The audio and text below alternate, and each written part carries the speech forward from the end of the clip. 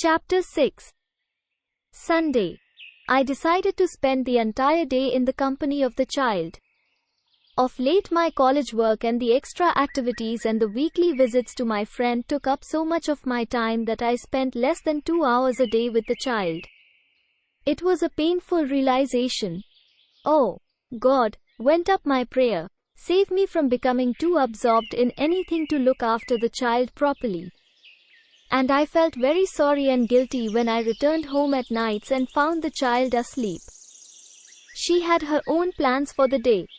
As soon as she got up and was ready for the road, she insisted upon being taken to the school. "This is Sunday. You don't have to go," I pleaded. But it was no use. "You don't know about our school. We have school." She put on her coat and stepped out. I went out with her. "Why do you follow me, Father?" she asked. "I too want to see your school today," I said. "But my friends are filled with fear if they see you." "Don't come with me, Father," she pleaded. "No, I will take good care not to frighten them," I assured her. She stood for a moment undecided, looking at me and said to herself, "Poor father, let him come too," and smiled patronizingly. There was no sign at the school to show that it was a Sunday. It was alive with the shouts of children. About 20 of them had already gathered and were running about and playing. The swings and seesaw were all in full use. The headmaster was with them. "You don't rest even on a Sunday?" I asked the headmaster. "Rest? This is all right for a rest. What else should I do? They just come in, play, throw the sand about, and go away, and we also do it with them. It is quite good, you know. I feel quite happy. What else should I do on a Sunday? Something to differentiate it from other days." "Quite. We don't do sums today. We just sing, hear stories, and play." His eyes were red. He coughed. He did not look as if he had had sleep at night. "What is the matter with you?" I could not help asking. "I suffer from sleeplessness, my friend," he said. "It is some years since I had anything like sleep. I sleep about an hour. I used to make myself very miserable about it at first. But now I am used to it. I make up stories for children and I hardly feel the time passing. Come in and see." He took me into his room.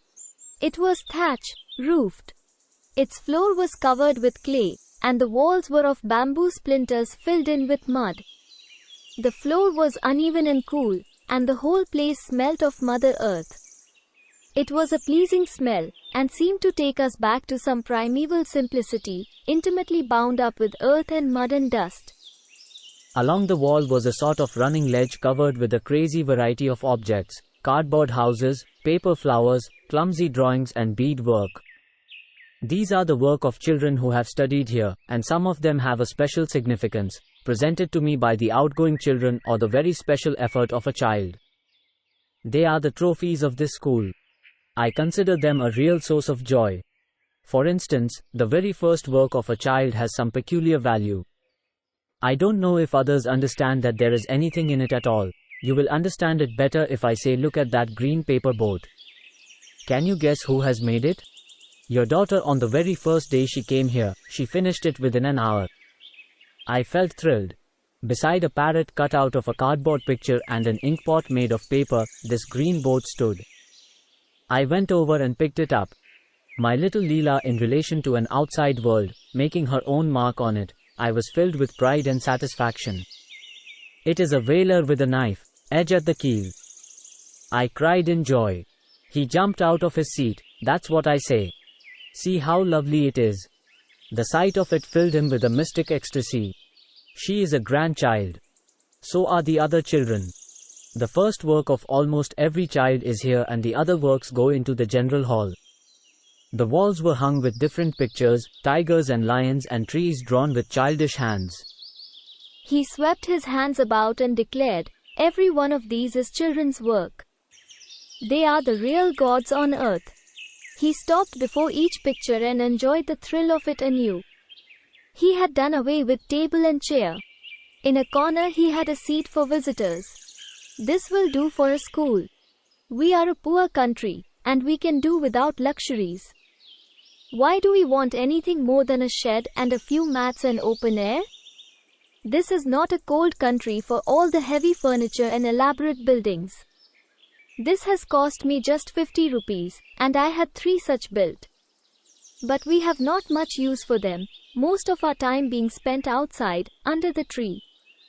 Many people think, I said, that you can't have a school unless you have invested a few thousand in building and furniture. It is all mere copying, he replied. Multiply your expenses, and look to the government for support, and sell your soul to the government for the grant. This is the history of our educational movement. And another thing, what a fuss they have learned to make of sports. As if colleges and schools were gymnasia, the main business of which is to turn out sturdy idiots. When I think of all the pampering and sentimentality of sports and games, he shuddered. The main business of an educational institution is to shape the mind and character, and of course games have their value. Why worship sports, and the 11 stalwart idiots who bring in a shield or a cup? It is all a curse, copying, copying, copying. We could as well have been born monkeys to justify our powers of imitation. Yes, I said. In our college, Brown forgoes even his club to see a match, loses himself in excitement, congratulates the team and shakes hands, and gives no end of liberties to the tournament players and even sends them on tour, I said, catching the infection of his mood. And do you know, they not only get a lot more touring and tiffin than the others. They are even made to pass examinations. And this sort of thing is supposed to make our people modern and vigorous. He laughed, but the excitement was too much for him, and he subsided into a fit of coughing. I'm sorry, he said. Sit down, sit down. I wanted to show you the stories I've made. He pulled out a box and brought out a big bundle of brown paper, huge pages covered with letters as well as figures cut out and pasted. This is a new method which I find fascinating, he said. I invent a story, write it down in words, and illustrate it with pictures cut out of illustrated books and papers and pasted at the appropriate places. For instance, this, he threw down 10 volumes, is a pretty long story of a bison and a tiger in the forest. Just glance through it. Every page had a figure or two. The illustrations ran along with the story. They are almost real, you know, he said as I gazed on the pictures. Just watch, I'll show you how it works. He stood in the doorway and announced, Story. Story. The children who had been playing about, stopped, looked at him and came running in, uttering shrieks of joy. They sat around their master. When they subsided into silence, he opened the large album and said, looking at it, This is the story of a tiger and his friend the jungle buffalo, called Bison. It happened in Mempi Forest. Who can tell me where Mempi Forest is? There followed a discussion among the children, and one girl said, pointing at the doorway, There, near the mountains, am I right? Right, he said. There are a lot of jungles there. See here. All the children leaned over each other's shoulders and fixed their eyes on the top of the album where a perfect jungle had been made with the help of dry tinted grass pasted together. These are all bamboo jungles, full of tigers, but we are only concerned with one tiger. His name is Raja. See this. There he is, a young cub. He is very young, said the children, looking at him. The album was passed round for the benefit of those sitting far off. What a fearful fellow, commented a few. My daughter, sitting between two friends older than herself, refused to touch the album because of the tiger, but was quite prepared to see it if held by her neighbor. This little tiger was quite lonely, you know, because her mother had been taken away by hunters, bad fellows. Thus the story of the tiger went on.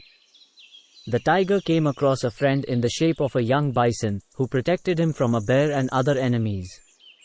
They both lived in a cave at the tail end of Mempi Hill's great friends. The bison grew up into a thick rock-like animal, and the tiger also grew up and went out in search of prey at nights. One night a party of hunters shot at the bison and carried him off to the town.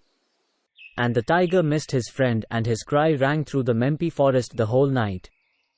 The tiger soon adjusted himself to a lonely existence. The children listened in dead silence and were greatly moved when this portion was read out. They all came over to have a look at the tiger in his loneliness, and our friend, rightly guessing that they would ask for it, had procured a picture. The tiger was standing forlorn before his cave. The children uttered many cries of regret and unhappiness. Master, how can he live without his friend anymore? I hope he is not killed by the bear. No, that bear was disposed of by the friend before he was caught. Poor bear. Let me have a look at him, said a girl. The pages were turned back and there he was, dark and shaggy. He could have fought with the bison. He looks so strong, said the girl. She was, somehow, unaccountably, on the side of the bear. You should not like the bear, said another girl. The teacher will be angry if you like the bear. No, I won't be. You may like what you like, said the teacher. This was an inducement for another child to join the ranks of bear lovers. She said, I always like a bear. It has such a lot of hair. Who will comb her hair, teacher? Of course, her mother, said another child. Has she a mother? Poor thing, yet she was allowed to be killed by the bison. I don't like bisons. They should have more hair. If you are so fond of bears, why do you listen to this story? Because it's the story of a bear, of course, replied the child. It isn't. It is. You see the picture. Master, she is looking too long at the bear. I want to see the tiger. The teacher interfered at this stage and restored order. He whispered to me, the most enchanting thing among children is their quarrels. How they carry it on for its own sake, without the slightest bitterness or any memory of it later. This is how we were once, God help us. This too is what we have turned out to be. He resumed the story. My daughter, who felt she had left me alone too long, came over and sat with her elbows resting on my lap. She whispered, Father, I want a tiger. A real one? Yes. Isn't it like a cat? I nudged the teacher and told him of her demand. He became very serious and said, You must not think of a tiger as a pet, darling. It is a very big and bad animal. I will show you a tiger when a circus comes to the town next. Meanwhile, you may have a picture of a tiger. I will give you one. All right, master, I will take it. And you can have a real cat. I will give you a small kitten I have at home. She screamed with joy. Is it in your house? Yes. I will give it to you and also the picture of a tiger. Father, let us go with him? Surely. The teacher looked delighted. Come with me? He went on for a few minutes more and ceased. The story would run on for a full week. He stopped because the clock struck 12. The children wouldn't get up. The tiger had just been caught by a circus man for training. The children wanted to know more and more. Master, you mustn't stop. What happens to the tiger? Is he happy? He would answer none of their questions. He ruthlessly shut his books and got up. We are hungry, teacher. We will go home. That's why I stopped the story. Go home and come and listen to it tomorrow, he said. Do they kill the tiger? Asked the child. No, he is quite safe.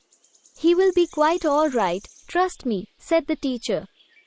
The children, greatly pleased, ran out of the school. My daughter asked, Is it the same circus you promised to take me to? Ah, something like it. Here too you will see a tiger, he replied, and we got up. He locked the shed and the gate and walked down with us. When we reached our house, my daughter insisted upon going with him though she was hungry. He cajoled and coaxed her to go in. But she was adamant. At which he offered to come in and wait for the girl to finish her food and then take her with him. I seated him in my study. This is the book I read, the girl said, placing the big catalogue in his hand. He turned over its leaves and was lost in its pictures. I took her in to dine. I told the old lady, there is another person for dinner today. Can you manage? Oh, yes, she said, although I knew she'd give her share of food or cook again. I invited the headmaster to sit down with me. He looked happy and at the same time uncomfortable. My wife at home, she will be waiting. Won't she guess you won't be in? I asked. Come on. He yielded. It was a most delightful party. I found him more and more fascinating. He took off his coat, folded up his sleeves, and asked, "Where is the bathroom? I should like to have a wash." He came out of the bathroom and said, his face wet with water and hands dripping, "Don't offer me a towel, please." Then how do you dry it? I just leave it alone, and it will evaporate. I never use a towel. Why? Fear of infection? I don't know. I have never liked a towel, not even my own. Even after a bath, I just keep standing till the water evaporates, and then put on my dress, with the result that every day my wife creates a most fearful row outside the bathroom, because it takes a little time for a wholesale drying like that. My daughter was delighted that her teacher was dining with us. She was sitting down in her place with her silver plate in front of her, and was half-way through her rice. But when she saw her teacher, she exclaimed with joy, "I will also eat with teacher," and tried to get up. She was, however, pressed back into her seat. She was very unhappy. "Eat slowly, but don't get up. Eat slowly till your teacher joins us," I said. The teacher would want some more time for himself. "Please grant me 15 minutes. I usually pray and meditate for 15 minutes before dinner, the only time that I can spare. Just 15 minutes. Another thing that seems to upset my wife. His wife seemed to be weighing on his mind. He muttered, "I could have managed well as a bachelor, but they wouldn't let me alone." There was something very appealing in the way he spoke. He spoke of himself as if it was someone else. His own life seemed to give him as much amusement as he found the company of children inspiring. I found a place for him to sit and meditate, left him alone and came away. He preferred the back courtyard facing the east. He squatted on the floor and closed his eyes and was lost in it. He was completely wrapped in his own vision for quite a long while, and then came and joined me. He did not seem to have the slightest feeling of being in a stranger's house. He conducted himself as if he were in his own house. As he came into the dining room and took his seat on the plank next to mine, he asked, "What have you done for dinner? I hope I have not put you to great difficulty or extra trouble?" Oh no. Some simple fare. I hope you won't find it too bad. The usual courtesies were going on in the usual manner, and he said suddenly, "Don't you think we have evolved some silly social customs? For instance, now as the old lady served us on the leaf the first course, fried brinjals, I am not very fond of this. But can I say so?" He gently pushed it away to a corner of the leaf. "Please forgive me if I don't touch it. I would sooner swallow poison than eat brinjal." A most eccentric man. But we had almost arrived at a tacit understanding to be strictly truthful rather than formal. So I replied, "Well, I won't apologize for it, If you don't like it, it is a pity. I hope you will like something else presently." That's right. I like to speak and hear only on these lines. This is the simplicity to which all human conduct must be reduced. This is what the company of children has taught me. A fact which makes it very difficult for me to manage in an adult society. But then why should I ever try to get on with adults? My daughter remarked, "Our master doesn't look like himself without his coat. He usually wore a loose, colorless coat, buttoned up to his neck. Now without it he certainly looked different. He looked rather young and slight. He seemed to put away 10 years when he took off his coat. Indistinct features, graying at the temples, pouches under the red eyes. With all this there was a touch of freshness about him."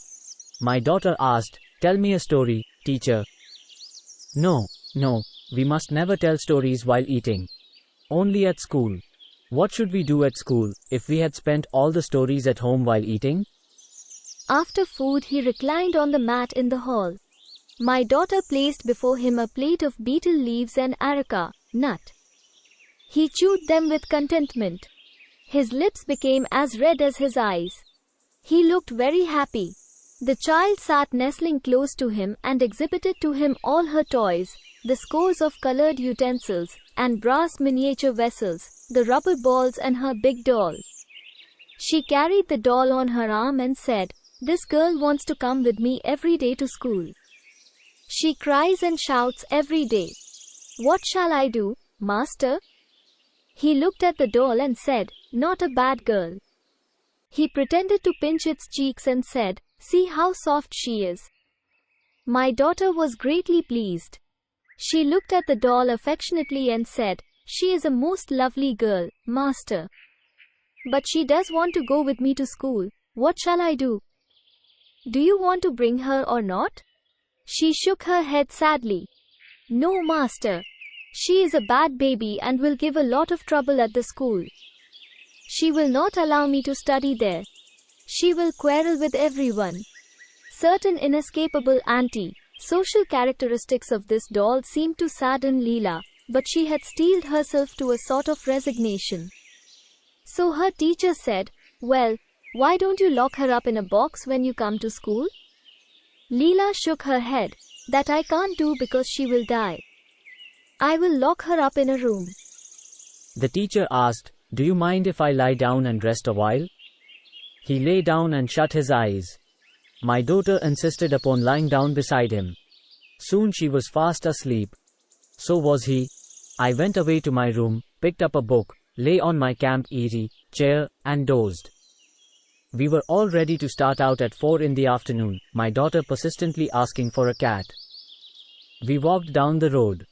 His house was in Anderson Lane, which was a furlong east of my house, a locality we had never visited. It was a street within a street, and a lane tucked away into a lane. There was every sign that the municipality had forgotten the existence of this part of the town.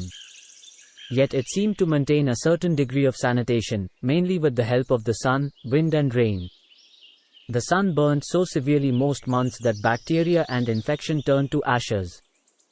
The place had a general clean up when the high winds rose before the monsoon set in, and whirled into a column the paper scraps, garbage, egg, shells, and leaves. The column precipitated itself into the adjoining street, and thence to the next and so on, till, perhaps, it reached a main thoroughfare where the municipal sanitary staff worked, if they worked anywhere at all. And it was followed by a good wash down when the rains descended in November and December and flushed the streets, and water flowed along the roadway and joined the river. Malgudi had earned notoriety for its municipal affairs. The management was in the hands of a council with a president, a vice-president, and 10 elected members. They met on the last Saturday of every month and battled against each other. One constantly read of disputed elections, walk-outs, and no-confidence motions. Otherwise they seemed to do little by way of municipal work. However, when a distinguished visitor came to the town, the president and the members led him up the stairs of a tower in the municipal building and from there pointed out to him with great pride Sarayu cutting across the northern boundary of the town, glistening like a scimitar in moonlight. Carpenters, tinsmiths, egg sellers and a miscellaneous lot of artisans and traders seemed gathered in this place. The street was littered with all kinds of things, wood shavings, egg shells, tin pieces and drying leaves. Dust was ankle deep. I wondered why my friend had selected this of all places. I was afraid to allow my daughter to walk here. I felt she would catch all kinds of dreadful diseases. Unkempt and wild-looking children rolled about in the dust, many dogs growled at us, donkeys stood at attention here and there. I offered to carry my daughter on my arm but she refused to be lifted. Her teacher said, "Don't worry, leave her alone. This is really a healthy place for all its appearance. She will be all right, don't worry about her too much. No harm will come to her." I left her alone, rather abashed, and feeling rather that I had been found out. "Who is the Anderson of this lane?" I asked, looking at the impressive name, plate nailed onto the wall of a house. God knows. At least to honor the name, I hope they do something for this place. I have often tried to find out who Anderson was. But nobody seems to know. Perhaps some gentleman of the East India Company's days? He suddenly stopped and said, "Now this is my house." The tiles of the roof jutted into the street, a gutter gurgled and ran down in front of the house. "Come on carefully, don't fall off into the gutter," he said. As soon as we had crossed the gutter, 3 children of ages between 7 and 10 stood in the doorway and hugged him. "Is your mother at home?" he asked. "No," they replied. "Excellent," he said and went in. He looked relieved to hear it. "Now, young fellows, here is a new friend, see what a fine girl she is." The children looked at Leela with interest. Somehow this attention seemed to puzzle her. She gripped my hands tight and tried to get behind me. The children adjusted their positions so that she might still be within range. Finally she could stand it no longer. "Let us go, father." "Where is the cat?" Wait, I whispered. "You must not ask for it at once. See how nice those children are." They weren't. They looked too wild. Their hair full of mud almost matted, their dress torn and dirty, an abnormal liveliness about them. They stood relentlessly staring at my child. Their father had slipped in and now came out with a roll of mat. He spread it in the passage, between the front door and the central hall, a large part of which was an open courtyard with a well in the middle. The whole place was unspeakably wet. The hall was choked with old furniture, clothes and vessels. Beyond was a narrow kitchen, black with soot. The mat was an old, tattered, Japanese one with a girl holding a parasol painted in the center. I and my child sat down. The 3 children stood around gazing. He asked, "Where is your mother gone?" "We don't know. We couldn't ask because she was angry you hadn't come." "Why didn't you come home, father?" "I had somewhere else to go to," he replied lightly and tried to dismiss it from their minds. But they insisted until he said, "You mustn't keep asking the same question." The eldest asked, "Have you had food?" "Yes." They looked at each other and said, "Mother went away thinking that you wouldn't have eaten, and that you would come and ask for it." "Not I," he said. "I know your mother well. Children, you may all go away now. Or take this baby with you and play with her." There was consternation in my daughter's face and she muttered, "Father, don't let them call me." He saw this and said, "You don't want to go with them? Then don't. Now you may all leave us." With a great shout they ran towards the street and vanished. I couldn't help asking, "Where are they going?" "I don't know. I can't say, perhaps to the gutter, or to some low-class there in the neighborhood.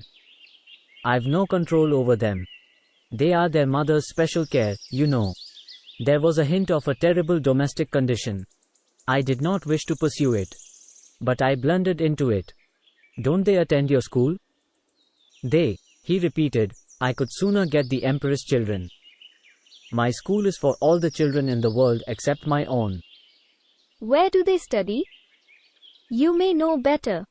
At this point, a fat woman of about 35, with sparse hair tied into a knot at the back of her head, her face shining with oil and perspiration, strode up the steps of the house. She threw a look at him and did not seem in the least to notice me sitting in the passage, though striding past us. She walked into the house, muttering, "So you have found the way home after all," gritting her teeth. He didn't reply but merely looked at me sadly. She stood in the doorway of the house and said, "How long must I keep dinner waiting? Do you think I'm made of stone? Nobody asked you to wait." "You are not to decide who should wait and who should not. You and your school. You don't know the way back from your school, I suppose. Don't speak rubbish. Here is a cultured visitor, who will laugh at us. Let him, what do I care? If he is big, he is a big man to you. He is not a big man to me. What do I care? Answer me first. Where were you all the time? Do you think I am a paid watch-keeper for this house?" I could not watch the scene any longer. I got up and said, "We will be going." He looked at his wife and said, I can't bring a gentleman to visit me without your driving him away with your fine behavior. Oh, no, it is not. I began. She replied, Ah, what a fine sermon. I'm not going to be another woman than myself even if the king is here. What did I do to him? Don't take it. I began, starting up. My daughter said, the cat. He hasn't given me the cat. He said, right. I never meant to forget. He looked at his wife and asked, where is that kitten? Is it inside? I don't know, the wife said. I have too much to do to be keeping count of the cats and dogs that pass this way. He smiled at me weakly and said, can't get a straight answer from her, at any time of the day. There are people in this world who have rough tongues but who are soft at heart, but this lady. I look ridiculous, speaking of my wife in this manner. But why should I not? Children have taught me to speak plainly, without the varnish of the adult world. I don't care if it strikes anyone as odd. My daughter punctuated his narration with, where is the cat? I had the feeling that I ought to run away. So I said, perhaps it has gone out, he will bring it when it comes back home. He said, wait, and went in and looked about and returned shaking his head. It used to be in the store behind that tin. Forgive me, baby. I will positively get you a cat soon. My daughter looked very disappointed. So I cheered her up with a joke or two and walked out. He followed us back to our house.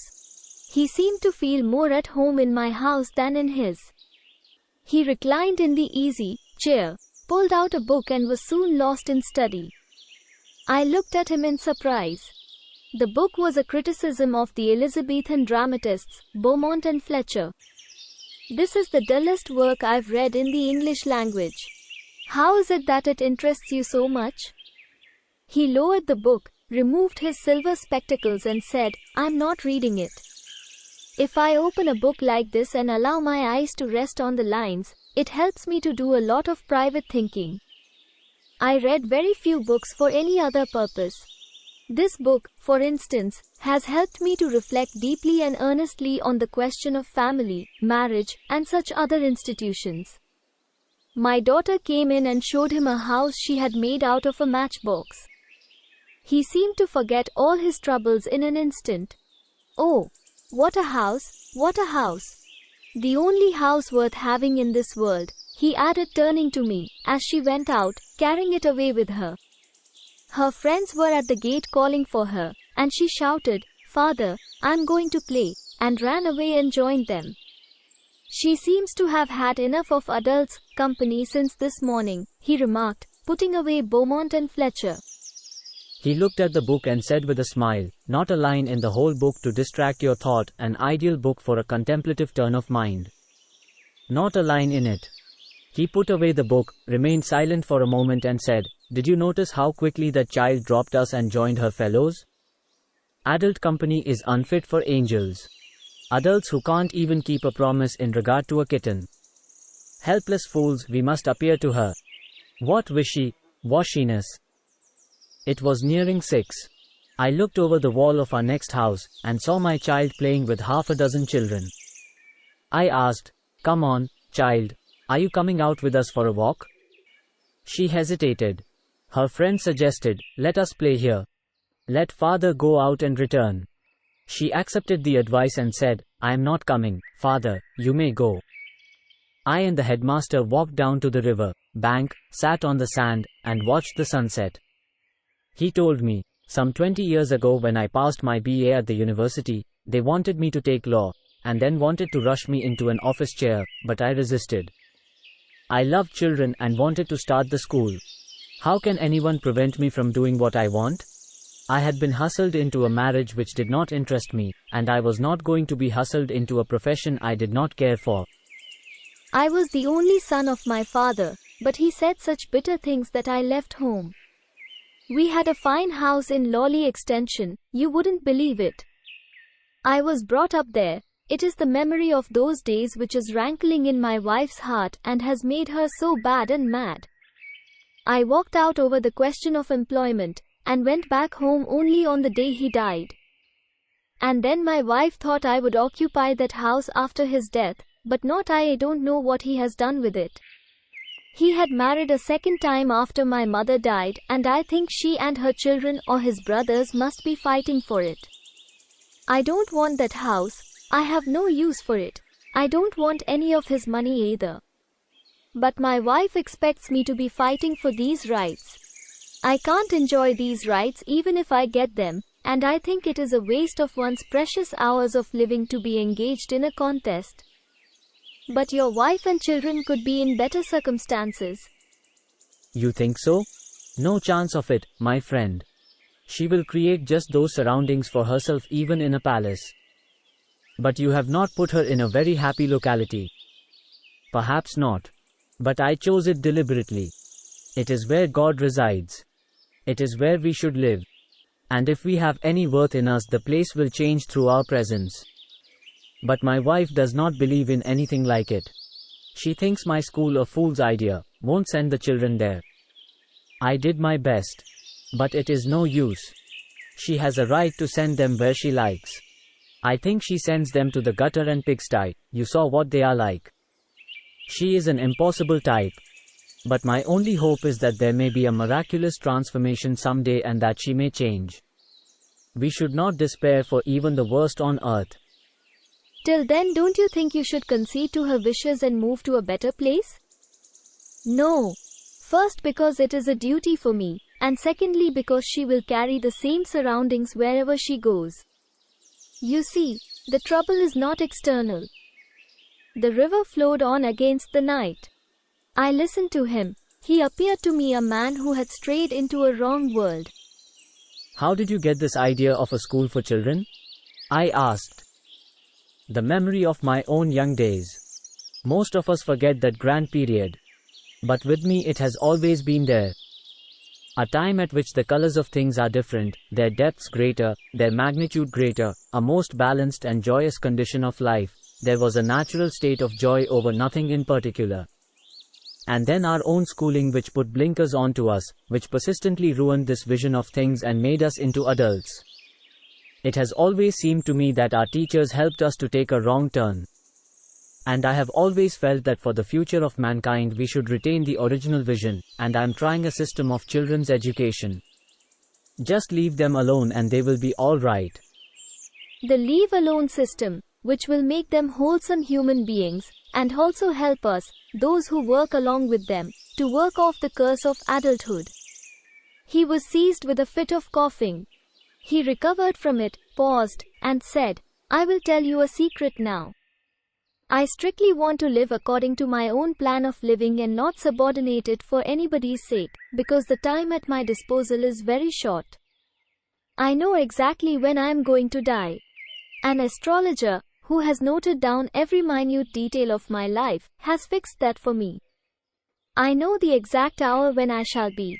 That lady will have the surprise of her life, he said and chuckled. That's why I'm so patient with her. We walked back home. I invited him in. No, not fair. But be assured I shall make myself completely at home whenever I like. I hope you won't mind. Not at all, I replied. Treat this as your own home. Good Lord. No. Let it always be your home.